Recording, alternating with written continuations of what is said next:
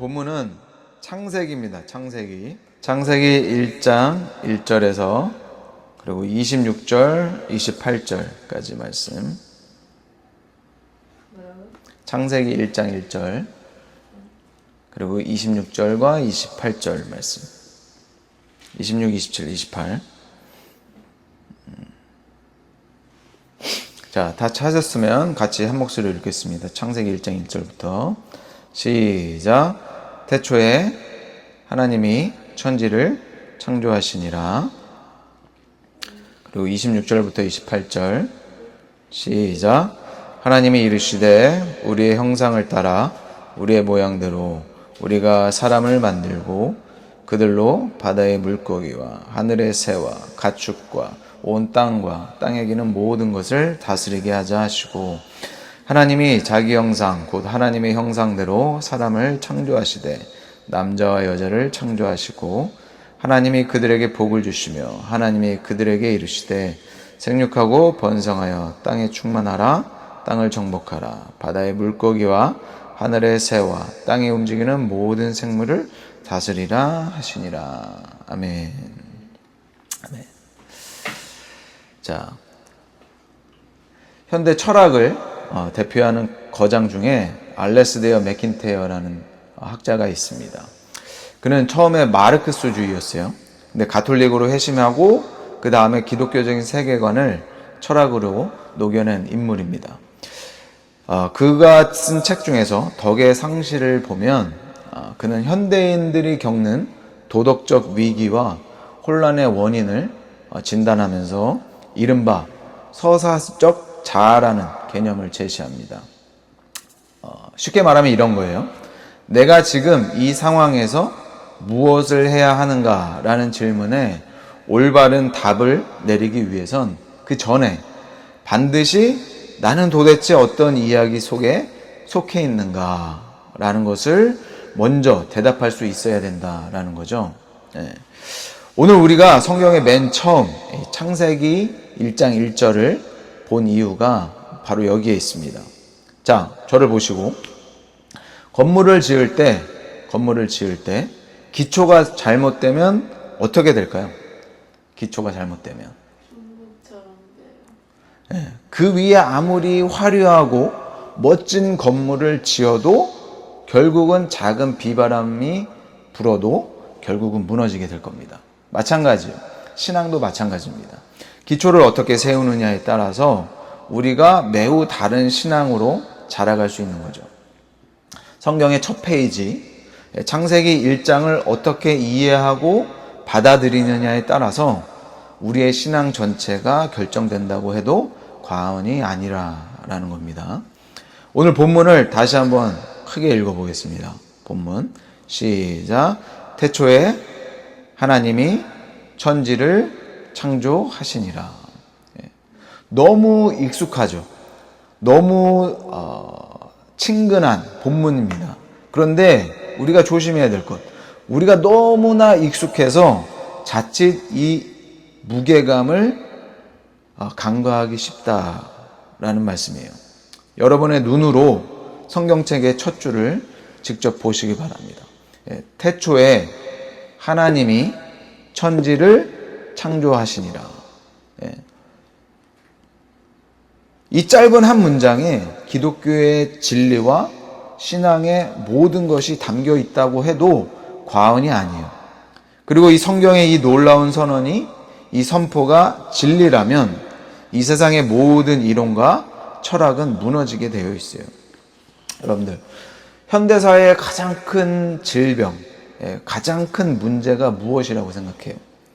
도덕적인 타락, 세계 빈곤, 빈부격차, 미국 안에서 그동안 이슈되었던 인종차별, 어떤 사회적인 이념의 충돌과 사회적인 갈등, 수많은 것들이 있죠.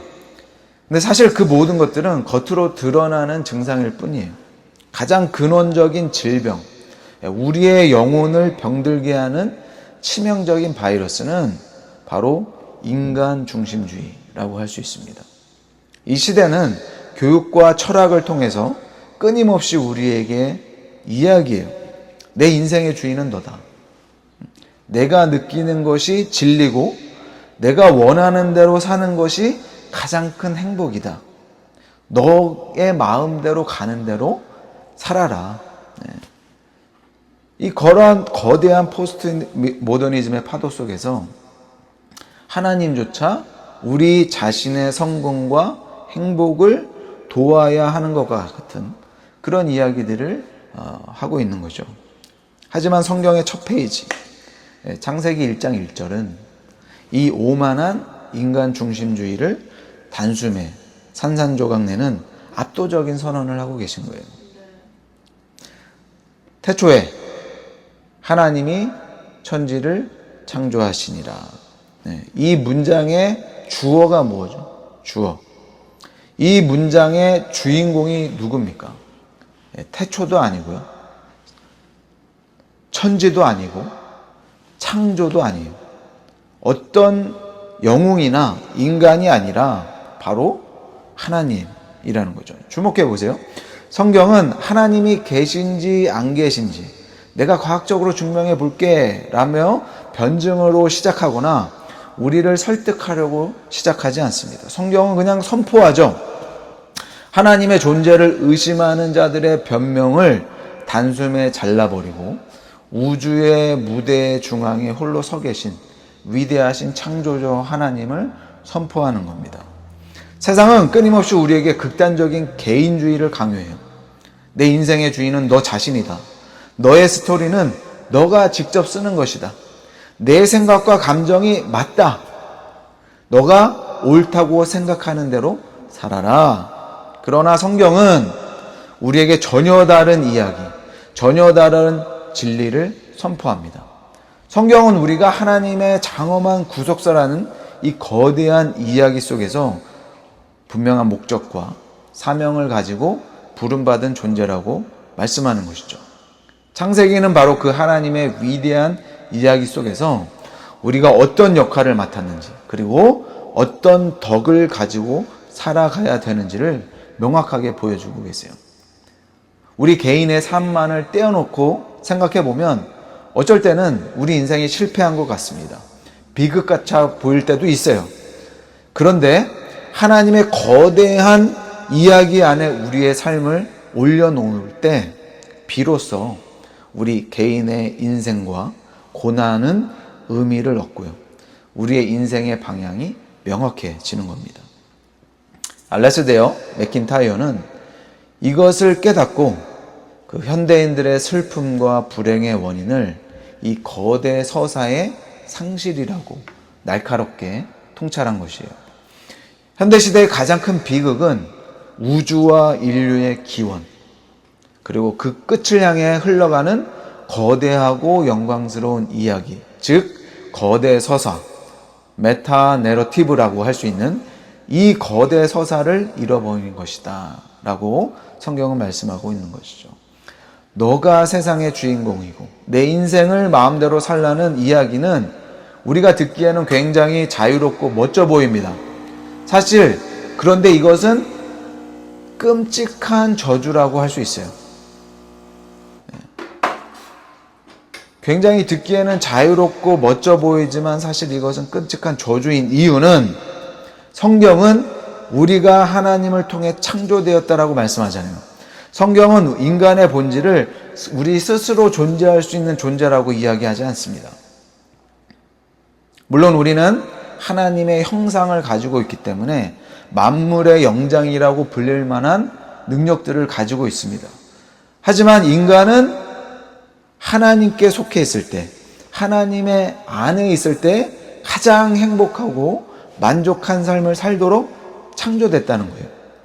따라서 하나님이라는 이 거대한 나침판을 잃어버린 인간은 스스로 자기 인생을 책임져야 하는 무거운 짐에 짓눌려서 결국은 깊은 불안과 우울과 불행에 빠지게 될 수밖에 없는 거예요. 우리는 창세전부터 영원까지 이어지는 이 거대 서사, 말하자면 성경적인 표현으로 하자면 하나님의 나라라는 가장 위대하고 거대한 이야기를 다시 찾아야 합니다. 그리고 그 속으로 우리의 인생이 다시 들어가야 되는 거예요. 우리 말씀교회는 앞으로 12주에 걸쳐서 창세기부터 요한계시록까지 성경 전체를 이어가는 단 하나의 거대한 주제, 바로 하나님의 나라를 향해 영적인 여행을 떠나갈 겁니다. 이 거대한 구속사의 흐름 속에서 우리 인생의 위치를 정확히 확인하는 그런 가슴 벅찬 시간이 되시기를 예수님의 이름으로 축복합니다. 창세기 1장 1절의 선포를 다시 한번 볼까요? 다시 한번 보겠습니다. 태초에 하나님이 천지를 창조하시니라. 이 선포가 왜 중요합니까? 여기서 우리가 반드시 가슴에 새겨야 될 영적 공식이 하나 있어요. 창조하셨다 라는 것은 곧 소유주가 된다라는 뜻이죠. 그리고 소유주가 된다라는 것은 곧 통치자, 왕이 되신다라는 거예요. 그래서 하나님께서 이 세상의 모든 것을 창조하셨다는 것은 하나님이 이 세상의 통치자, 그리고 하나님이 진정한 왕이다라는 의미라는 거예요. 반대로 이 세상의 모든 것은 하나님께 속해 있다라는 것이죠. 하나님께 속해 있을 때 그 본질과 존재의 의의를 찾을 수 있다라는 것이죠. 만약 이 우주가 진화론자들과 무신론자들의 말처럼 그냥 원자들이 부딪혀서 우연히 터져서 폭발해서 만들어진 것이라면, 그냥 목적 없이 그저 이 우주의 폭발을 통해서 만들어진 것이라면 이 우주에는 목적도 없는 것이고요. 주인도 없겠죠. 우리가 어디로 와서 어디로 가는지 알 길이 없습니다. 그저 내 마음대로 살다가 한 줌의 흙으로 돌아가면 그만인 거예요. 내 몸도 내 것이고 내 시간도 내 것이고 내 물질도 내 것이니까 내가 스스로 왕이 되어 살면 됩니다. 그러나 만약 창세기 1장 1절이 완벽한 역사적인 사실이고 태초에 영원하신 하나님께서 무한한 지혜와 압도적인 능력으로 이 천지 만물을 창조하신 것이 정말 사실이고 진리라면 이 이야기는 완전히 180도 달라지는 것이죠. 이 거대한 우주의 주인은 내가 아닙니다. 인간이 아니에요. 내 인생의 소유권, 내 인생의 저작권은 나에게 있지 않은 거예요. 그렇다고 우리 부모님께 있는 것도 아니죠. 나를 만드신 창조주 하나님께 있다라는 겁니다. 따라서 여러분들, 기독교가 말하는 구원은 단순히 우리가 죽어서 지옥 가지 않고 천국 가는 것을 의미하지 않는 거예요. 기독교의 구원이란 내 삶의 모든 권리를 나를 만드신 창조주 하나님께 돌려드리는 거예요. 이것이 구원입니다. 이것이 회개예요. 이것이 우리 기독교 신앙 안에서 살아가는 우리 인생의 목적인 겁니다. 나를 만드신 그 하나님을 우리가 깨닫고, 그래서 내 삶의 모든 권리가 창조주 하나님께 있다라는 사실을 믿고 그동안 잘못 살아왔던 내 인생의 방향으로부터 돌이키는 것, 이것이 구원이다라는 거예요. 내가 뻔뻔하게 차지하고 앉아있던 내 인생의 왕자에서 내려와서 하나님을 나의 진짜 왕으로 모시는 영적인 항복의 선언, 이것이 회개이고 이것이 구원의 시작이라는 것이죠. 우리 말씀 침례교회의 꿈꾸는 킹덤의 영성의 첫 번째 글자, 킹덤의 K가 뭡니까? K, 킹십, 왕대심. 이것이 여기서 출발하는 것이죠. 하나님께서 이 세상을 만드셨으니까 하나님의 다스림을 받는 것이 피조물인 우리에게 가장 안전하고 행복한 자리임을 인정하는 것, 이것이 복음의 가장 위대한 출발점이다라는 거예요. 자, 그렇다면 이 거대한 우주 속에서 인간은 도대체 어떤 존재인가? 하나님은 우리를 왜 만드셨는가? 우리는 그 하나님께서 만드신 목적에 따라서 어떤 인생의 방향을 살아가야 되는 것인가? 우리는 그 다음에 질문으로 넘어갈 수 있어요. 태초에 하나님께서 빛을 만드시고 바다를 갈라서 묻히 드러나게 하시고 별들을 수놓으셨다고 하죠. 그리고 창조 사역의 가장 마지막 하이라이트이자 정점이 무엇이죠? 창조의 마지막 하이라이트. 그게 뭘까요?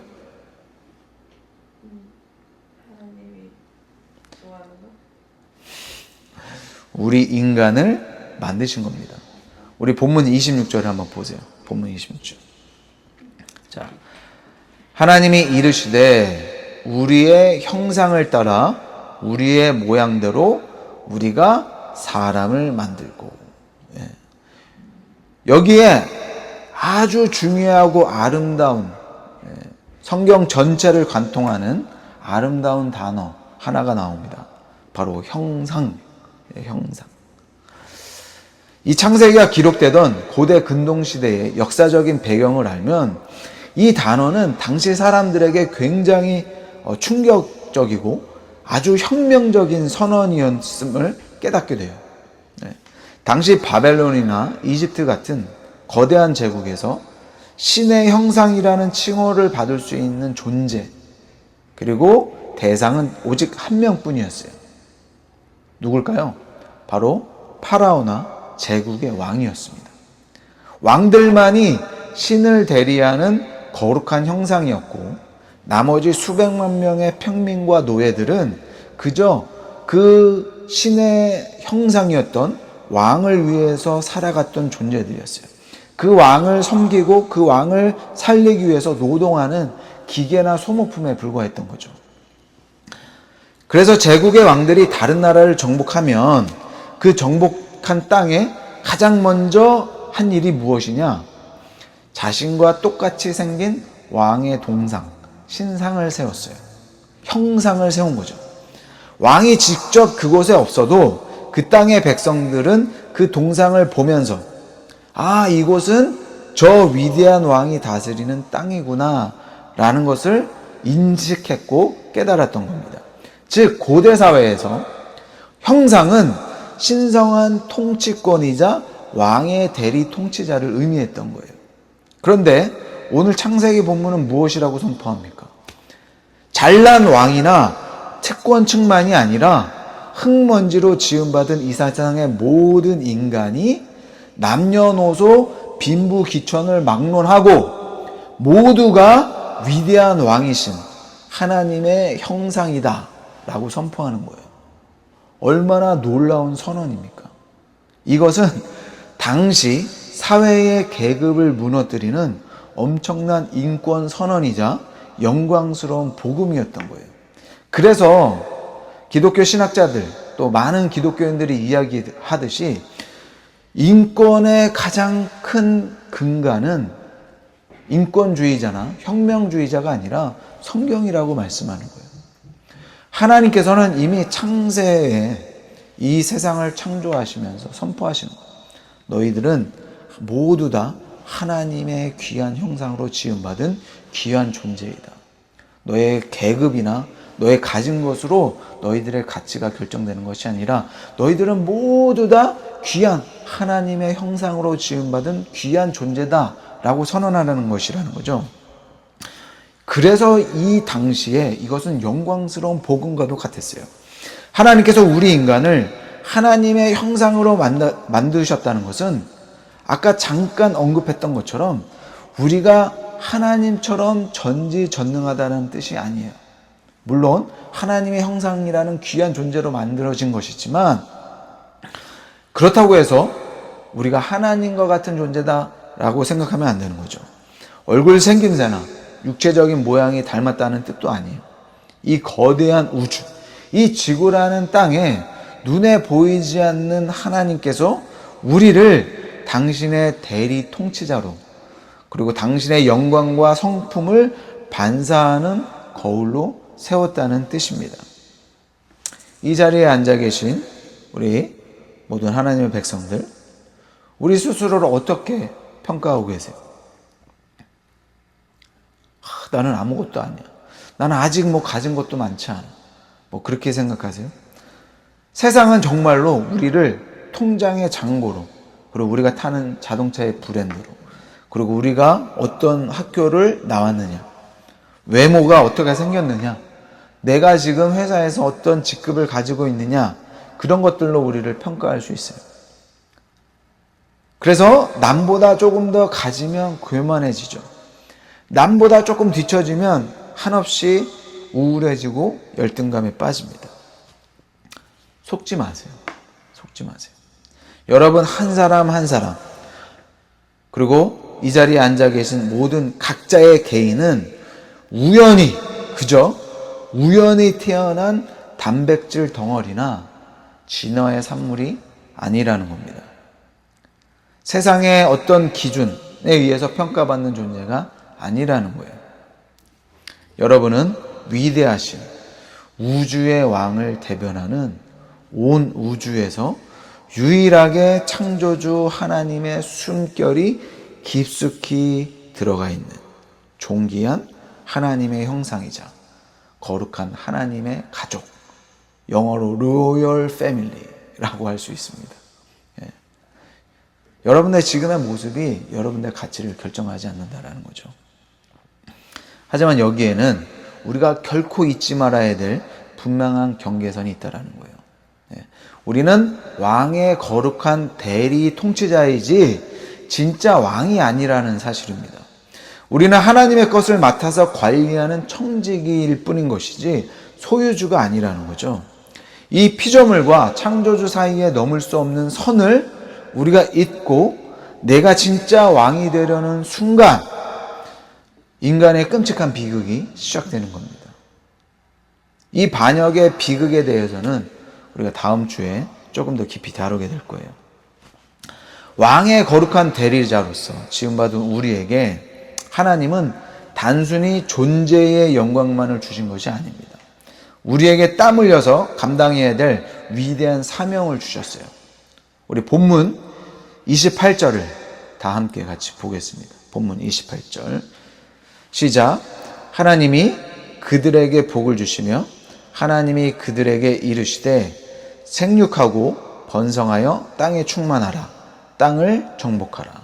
바다의 물고기와 하늘의 새와 땅에 움직이는 모든 생물을 다스리라 하시니라.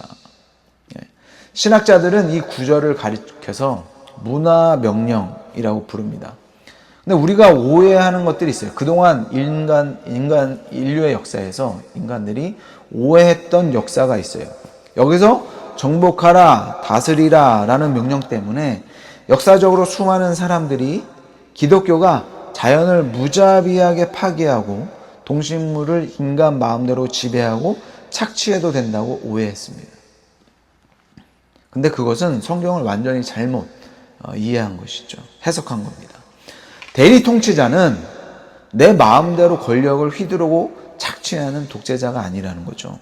나를 파송하신, 나를 보내신 진짜 왕의 뜻대로 왕의 자비로운 마음을 품고 왕의 거룩한 방식으로 그 땅을 돌보고 가꾸는 선한 목자여야 된다는 겁니다. 오늘 이 말씀이 미국에서 우리가 치열한 이민사회를 살아가는 우리에게 주는 영적인 도전이 있습니다. 영적인 도전이 있어요.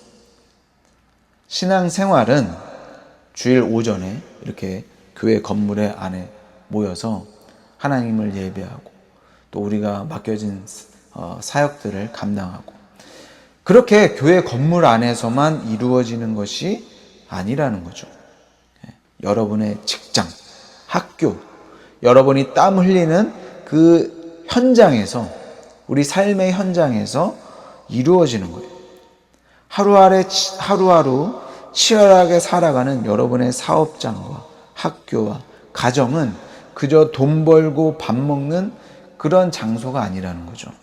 그것은 하나님께서 여러분을 왕의 형상으로, 왕의 대리자로서 파송하신 거룩한 하나님의 통치 영역이라는 거예요. 그래서 여러분이 비즈니스 현장에서, 우리 삶의 현장에서 세상 사람들과 똑같이 행동하지 않고 정직과 공의로 또 성실과 충성을 다해서 사람들을 대하고 맡겨진 일에 최선을 다해서 땀 흘려서 일할 때 여러분은 단순히 그곳에서 여러분의 돈을 버는 것이 아니라 여러분의 세속적인 삶을 살아가는 것이 아니라 그곳에 하나님 나라의 질서를 세우고 있다라는 것이죠. 아주 중요한 것입니다. 여러분의 가정에서 세상의 가치관이 아니라 하나님의 말씀의 원리로 자녀들을 양육하고 부부가 서로를 깊이 사랑할 때 여러분은 그 작은 가정 안에서 하나님의 통치를 대리해서 보여주는 것이라는 거죠. 그래서 우리는 교회 안에만 갇혀 있는 사람들이 아닙니다. 우리는 월요일부터 토요일까지 우리의 피가 튀고 땀이 흐르는 삶의 현장으로 당당히 파송받아서 하나님의 나라를 확장해 나가는 위대한 사명자들이다라는 거죠. 오늘 우리는 이 성경의 가장 첫 페이지 앞에서 우리 자신의 영적 주소지를 진지하게 점검해야 합니다. 이 시간 하나님 앞에서 스스로에게 정직하게 물어보세요. 지금 내 인생의 왕좌에는 과연 누가 앉아 있는가? 입술로는 하나님, 예수님, 주님이라고 부르지만, 그리고 우리가 찬양하고 기도하고 주일마다 교회당에 예배당에 와서 예배 드리지만 예배당의 문을 나서는 순간, 교회의 건물을 나서는 순간 여전히 내 시간의 주인은 나고 내 통장의 주인도 나고 내 자녀의 미래를 결정하는 결정권자도 나로 살고 있지 않냐라는 겁니다. 내가 내 인생의 계획표를 다 짜놓고 하나님은 그저 내 계획이 잘 되도록 결제 도장이나 찍어주시고 내가 원하는 것을 이루어주시는 그런 비서나 조력자로 취급하고 계시지는 않느냐라는 거죠. 우리가 세상을 살면서 왜 그토록 불안할까요? 왜 불안할까요? 왜 작은 일에도 분노하고 왜 내일에 대한 두려움으로 밤잠을 설칠까요? 돈이 없어서일까요? 건강이 부족해서일까요? 아닙니다. 우리 그 불안함과 그 감정의 깊은 곳을 들여다보면, 진지하게 점검해 보면 그것은 내가 내 인생의 주인이 되어서 피조물인 내가 이 무거운 인생의 짐과 미래를 전부 다 책임지려고 바둥거리기 때문이에요. 피조물은, 우리 인간은 스스로를 책임질 능력이 없습니다. 물론 우리가 주어진 조건 속에서 우리가 잘 준비하고 계획하고 또 잘 사용해야 되는 책임은 있죠. 하지만 결정적으로 우리의 인생을 우리가 스스로 책임질 능력은 없습니다. 오직 창조주만이, 창조주이신 하나님만이 우리 모든 피조물과 우리 인간들을 책임지세요. 이 세상을 만드신 창조주 하나님께서 우리의 책임자세요. 인간이 스스로 왕이 되려 했던 그 반역의 결과로 영원한 심판과 사망 가운데 있어야 될 우리를 하나님은 끝까지 책임지셨습니다. 포기하지 않으셨어요. 우리가 잃어버리고 망가뜨린 이 하나님의 형상을 회복시키시기 위해서 진짜로 참된 형상이신 분을 이 땅에 보내셨습니다. 골로새서 1장 15절은 그는 보이지 아니하는 하나님의 형상이시오 라고 증언하죠. 그가 누굽니까? 그가 바로 예수 그리스도시죠. 그분은 만물의 창조주이시자 우주의 참된 왕이셨지만 우리가 져야 될 반역의 죄값을 대신 치르기 위해서 십자가에 가장 낮아지셨습니다. 그 십자가의 은혜를 통해서, 그 십자가의 대속의 은혜를 통해서 오늘 우리는 다시 하나님의 형상으로, 하나님 나라의 백성으로 회복될 수 있는 놀라운 특권을 얻게 된 거예요. 그러므로 오늘 이 예배의 자리가 우리가 스스로 왕이 되려 했던 그 교만의 왕자에서 내려와서 두 손을 들고 주님께 거룩하게 항복하는 시간이 되시기를 예수님의 이름으로 축복합니다. 여러분의 진짜 왕 되신 창조주 하나님께 내 인생의 운전대를 온전히 내어주시기 바랍니다. 그리고 매일의 삶 속에서 고백하세요. 태초에 천지를 창조하신 전능하신 하나님, 당신만이 나의 왕이십니다. 내 영혼과 내 가정과 내 삶 속에서 나를 다스려 주시옵소서. 이 진실하고도 처절한 고백이 우리 심령에서 터져 나올 때 여러분의 삶 속에서, 여러분의 일터 속에서, 그리고 우리 교회 위에 세상이 줄 수 없는 참된 자유와 평강, 그리고 하나님의 나라가 임할 것입니다. 이 위대하고 영광스러운 하나님의 나라의 이야기에 진실한 회개와 믿음으로 동참하시는 저 여러분이 되기를 예수님의 이름으로 간절히 축복합니다. 함께 기도하겠습니다.